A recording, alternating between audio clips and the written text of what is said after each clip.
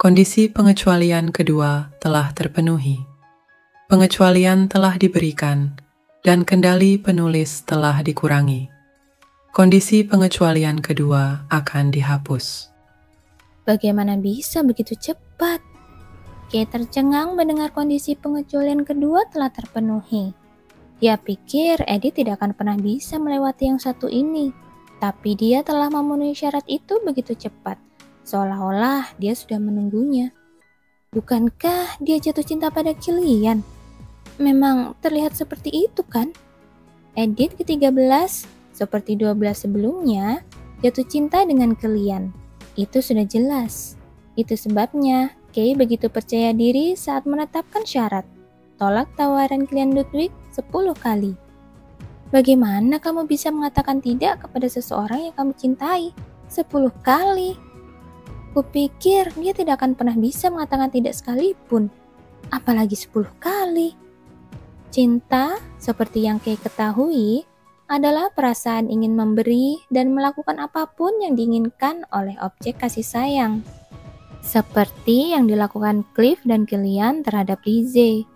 Bahkan jika kamu bisa mengatakan tidak sekali atau 2 kali karena alasan tertentu, mengatakan tidak 10 kali sama saja dengan tidak mencintai seseorang. Bahkan jika seseorang yang tidak kamu cintai meminta bantuanmu, sulit untuk mengatakan tidak 10 kali. Jadi bagaimana mungkin dia? Aku menyebut diriku gugup. Tapi aku tidak pernah menyangka akan menjadi seperti ini. Aku tidak tahu persis apa yang terjadi, karena itu terjadi antara Kilian yang hanya 70% kendalinya kumiliki, dan Edith yang tidak bisa aku kendalikan sama sekali. Tapi aku tidak melewatkan gumaman Kilian. Dia berpikir bahwa Edith menghindarinya akhir-akhir ini. Aku tidak percaya betapa anehnya Kilian berbicara tentang Edith dan bukannya Lizzie. Namun hal itu tidak menghentikanku untuk mengenali anomali, dan aku mampu meyakinkan Edith melalui Lizzie. Pasti ada sesuatu yang aneh pada saat itu. Edith merasa kasihan pada Kilian yang menjadi korban perjodohan, berbeda dengan dirinya yang tidak menganggapnya sebagai hal buruk. Pada saat itu, aku pikir dia hanya cemberut dan mengeluh tentang Kilian. Tetapi sekarang aku menyadari bahwa dia sebenarnya merasa Kilian dipaksa melakukan sesuatu yang tidak ingin dia lakukan hanya karena posisinya. Jadi dia menolak semua tawaran itu demi Kilian. Itulah satu-satunya kesimpulan yang bisa diambil Kay dari situasi ini. Tapi jika itu masalahnya, maka dia membantu Edith memenuhi kondisi pengecualian kedua. Karena Kay lah yang mendorong Kilian melakukannya melalui Lizzie. Jika saja dia membiarkannya, Kilian tidak akan mengajukan 10 tawaran berturut-turut. Dan Edith yang merasa santai di tengah-tengah, mungkin akan menerimanya setidaknya sekali. Mendorong Kilian untuk memperkuat alur ceritanya ternyata seperti pedang bermata dua. Tapi tidak ada gunanya melihat ke belakang. Brengsek. Jika syarat kedua terpenuhi, itu berarti Kilian tidak akan mendengarkanku lagi. Kondisi pengecualian kedua belum pernah dipenuhi, sampai Edith yang ke-13 melakukannya. Kontrol Kay atas Kilian akan berkurang menjadi sekitar 30%, membuatnya semakin sulit dikendalikan, dan kendalinya terhadap karakter lain akan berkurang menjadi sekitar 70%. Tapi Kay belum pernah melihat seperti apa rasanya. Apa yang akan terjadi pada dunia ini ketika kondisi pengecualian ketiga terpenuhi? Kengerian yang tidak pernah terpikirkan datang menghampirinya. Sejauh yang dia tahu, setelah kondisi ketiga terpenuhi, dia tidak akan bisa melakukan intervensi apapun di dunia ini.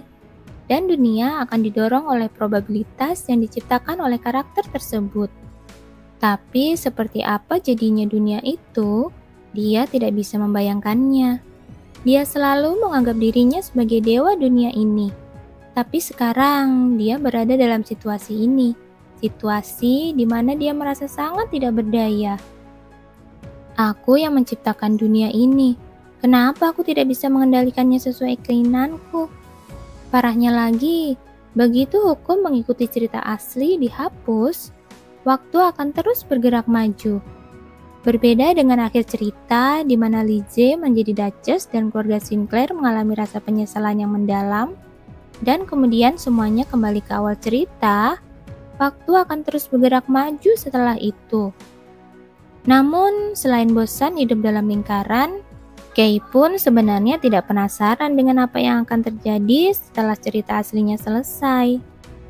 Aku hanya akan berbahagia selamanya. Aku tidak ingin mengetahui cerita setelahnya. Aku tidak ingin melihat Lizzie menjadi tua. Kay ingin ceritanya berhenti di puncak kebahagiaan. Bagaimana dia bisa melihat jejak waktu jatuh di wajah cantik Lizzie? Lizzie harusnya sempurna. Dia harus tetap dalam kondisinya saat ini. Muda, cantik, bahagia, dan dicintai semua orang. Dan agar hal itu terjadi, Edith harus mati sebagai penjahat. Kay menggertakkan gigi. Sayangnya, Kay tidak bisa membunuh Edith sendiri. Baru pada situasi inilah dia menyadari dengan lebih jelas terjebak dalam alur cerita. Dia hanya bisa mengontrol karakter yang dia ciptakan. Dan alur cerita aslinya hanya mengatur satu orang untuk membunuh Edith, Killian. Tentu saja, sekarang kondisi kedua telah terpenuhi. Hukum mengikuti aliran asli melemah, dan aku bisa menggunakannya untuk membunuh Edith. Tapi hukuman untuk melakukan itu akan sangat berat. Jika Killian jatuh cinta lagi pada Lizzie, itu mungkin akan membuat segalanya lebih mudah. Tapi bagaimanapun juga, senjata paling ampuh yang bisa digunakan Kay adalah kondisi pengecualian. Jika yang terakhir tidak terpenuhi, kemungkinan besar apapun yang terjadi, alur cerita aslinya pada akhirnya akan mengarahkan Killian untuk membunuh Edith. Jadi, aku perlu membuat kondisi pengecualian ketiga, sesuatu yang Edith tidak akan pernah bisa selesaikan. Dan aku harus mencoba membunuhnya sebanyak yang aku bisa. Suasana hati Kay tidak lagi menyenangkan.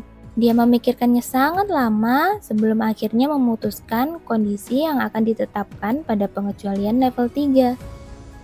Dan sistem dunia ini menerima keputusannya. Kondisi pengecualian ketiga telah ditetapkan. Mungkin karena aku belum pernah mendengar kalimat ini sebelumnya. Suara yang biasa ku dengar terdengar dingin hari ini.